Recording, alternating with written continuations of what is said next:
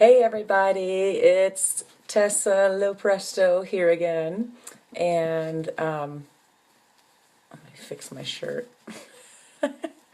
I am coming at you in my new office. I'm just a little bit happy about it, as you can tell. I'm in my new office, and I love it. My chair rolls around.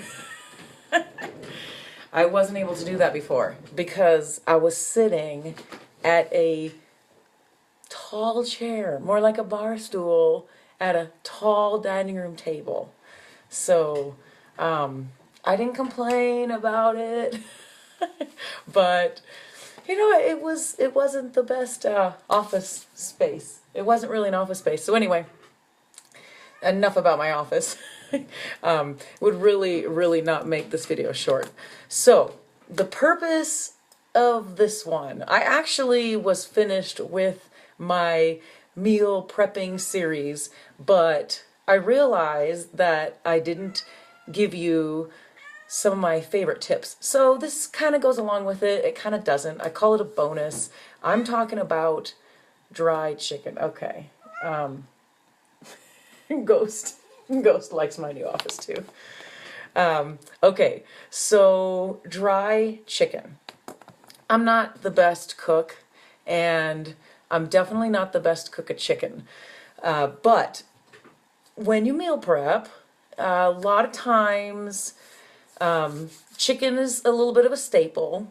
It's a lean protein. It's pretty healthy. So especially when you're meal prepping for health reasons, chicken breast is kind of a staple. But chicken breast can be a little bit challenging in a meal prep.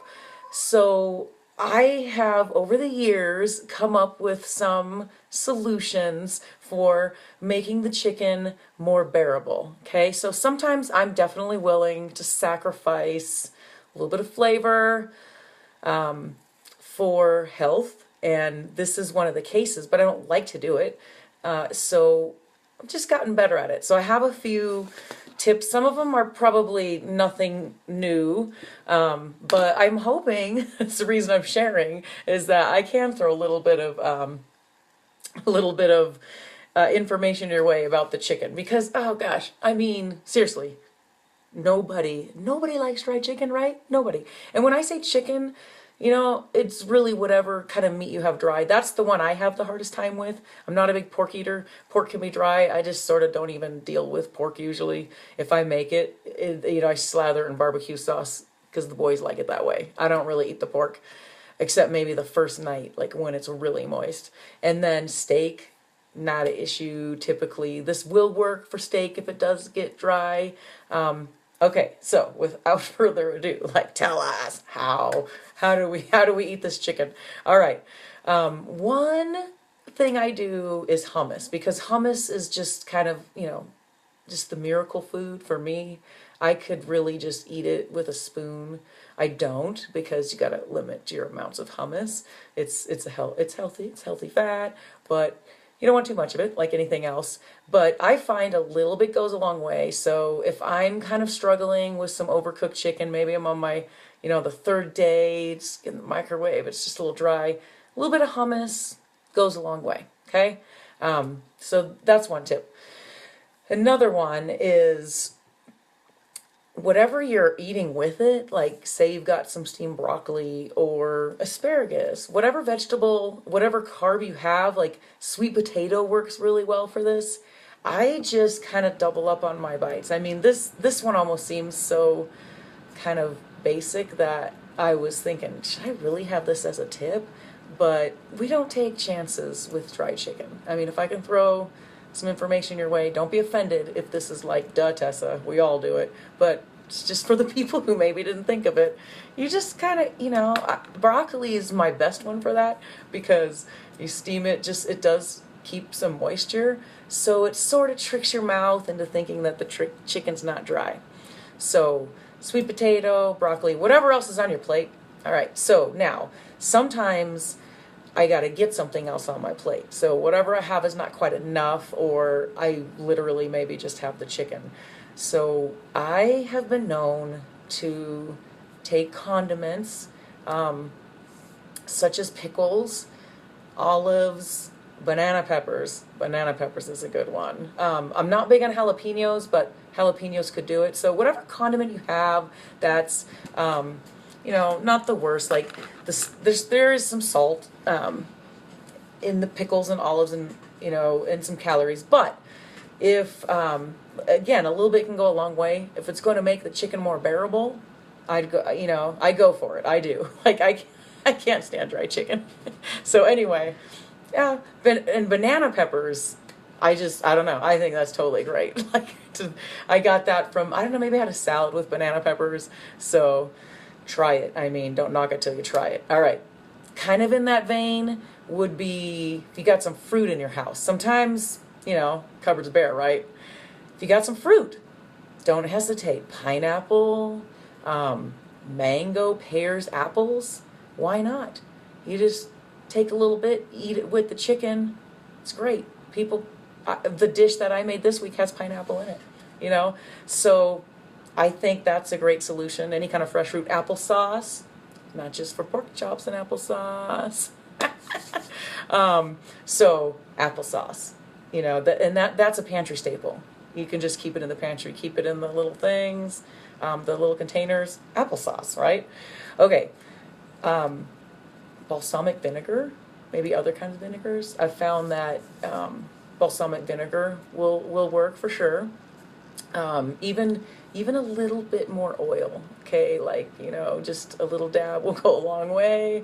It's not totally perfect, but it helps. Sometimes I get desperate, Okay, and then I want to make sure I didn't miss anything. Okay, one kind of probably obvious, this is what a lot of people do, is if you just didn't hit it with enough spice the first time around, a little bit of spice goes a long way, but don't hesitate to throw some more on there when you reheat it up, okay?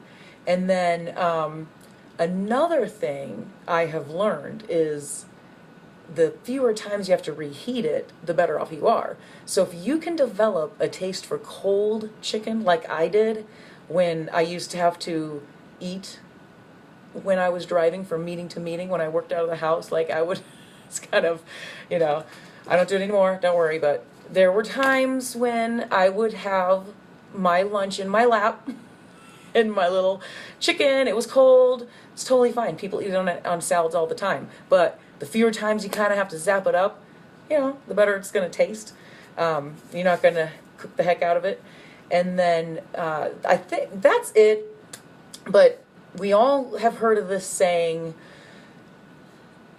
I'm tired, but I believe it does go, an ounce of prevention is worth a pound of cure.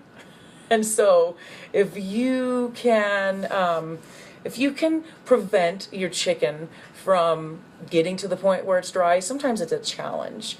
That's always good. So the methods that I've learned, the number one method is to have Shane cook it, is to have my husband grill it. That's the best way.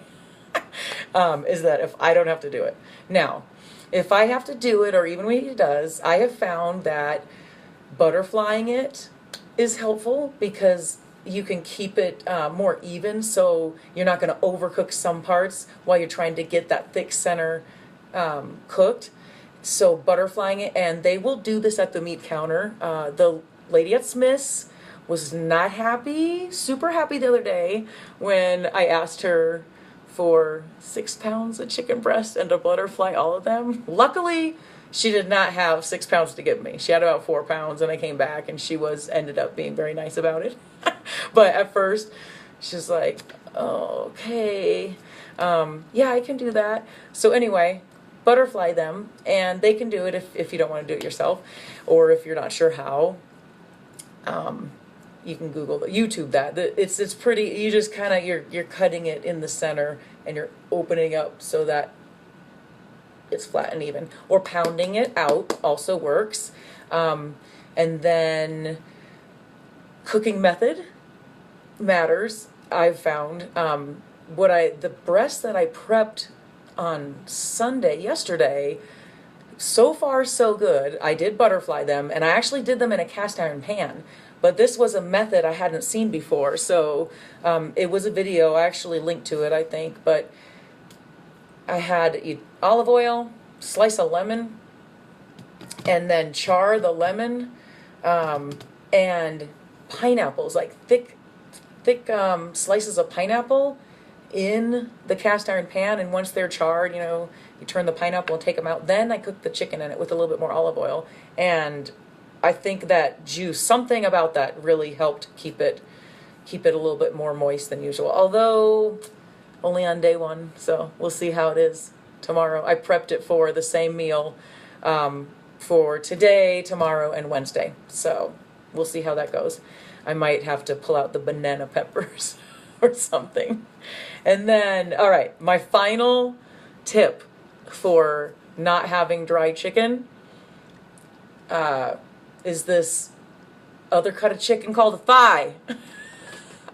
Whenever I can get thighs, I try to mix it up because the chicken breast is leaner, but I tell you, I can do better with thighs. Thighs don't get as dry.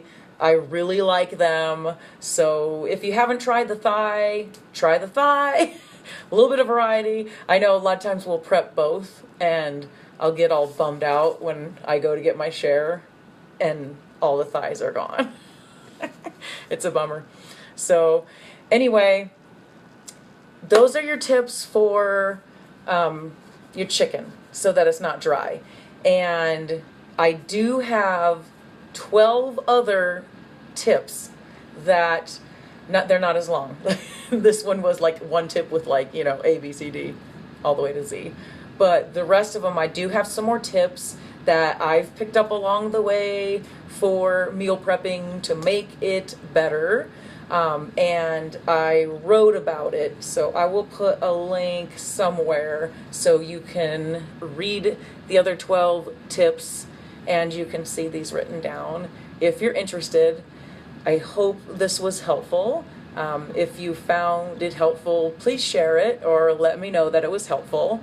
And if you have any other ideas, any other questions about food prep, about meal prep, or planning, I would be happy to try to answer them in another video or a blog. And I hope that you all have a fantastic week. Happy Monday, and thanks for listening.